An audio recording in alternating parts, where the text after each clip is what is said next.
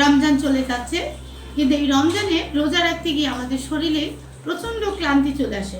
এই ক্লান্তিকে দূর করার জন্য, আর সবচেয়ে বড় কথা হচ্ছে রমজান মানে হচ্ছে ভাজা পোড়া খাওয়ার একটা বিশাল সমাহার থাকে বাঙালি ট্রেডিশনে।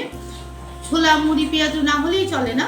তো এই কোলেস্ট্রলকে মুক্ত করতে আর ডায়াবেটিসকে নিয়ন্ত্রণে রাখতে হলে খাদ্য তালিকায় এমন একটা খাদ্য রাখার প্রয়োজন যেই খাদ্যে আমার শরীরও সুস্থ থাকবে, আমার প্রোটিনের চাহিদাও পূরণ হবে এবং আমার রোগ প্রতিরোধ ক্ষমতা বৃদ্ধি করবে। তার জন্য জমজম মাশরুমের বিশেষ আয়োজন, এই যে ব্ল্যাক মাশরুম। এই ব্ল্যাক মাশরুমকে এবার আমরা শরবত আকারে নিয়ে এসেছি। এটাকে পাউডার ফরম্যাটে রেডি করা হয়েছে। টোটালটা এই যে পাউডার, এটা হচ্ছে জমজম মাশরুম ফুডের ব্ল্যাক মাশরুমটাকে আমরা পাউডার করেছি। এই পাউডারটা দিয়ে আমরা শরবত আকারে তৈরি করব। তো আজকে আমরা একটু দেখি যে এই শরবতটা তৈরি করতে কি কি লাগে। লাগবে হচ্ছে ব্ল্যাক মাশরুমের পাউডার, আর আমরা একটু কালারটাকে ডেভেলপ করার জন্য কোনো কালার ব্যবহার করবো না, এখানে আমরা বিটরুটটাকে ব্যবহার করছি। আর লাগবে হচ্ছে চিনি। আর যারা চিনি অ্যাভয়েড করতে চান তারা ইচ্ছা করলে চিনি ছাড়াও খেতে পারবেন, কোনো সমস্যা নেই।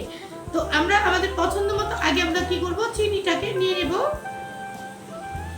আর চা চামচের 4 ভাগের 1 ভাগ ব্ল্যাক মাশরুম, আর তার সাথে দেব বিটরুট। এটা হচ্ছে কালারের জন্য, শুধুমাত্র কালারের জন্য।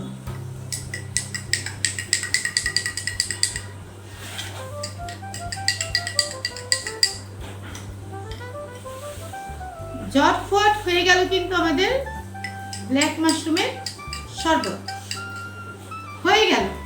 জটফট ব্ল্যাক মাশরুমের শরবত।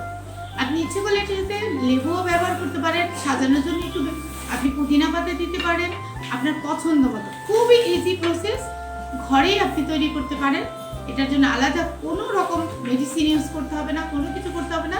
এটার প্রধান বৈশিষ্ট্য হচ্ছে আপনার গ্যাস্ট্রিকের সমস্যা যারা, তাদের জন্য দারুণ একটি খাবার। তাই দেরি কেন, আজই ব্ল্যাক মাশরুমের শরবতটা খাদ্য তালিকায় রাখুন।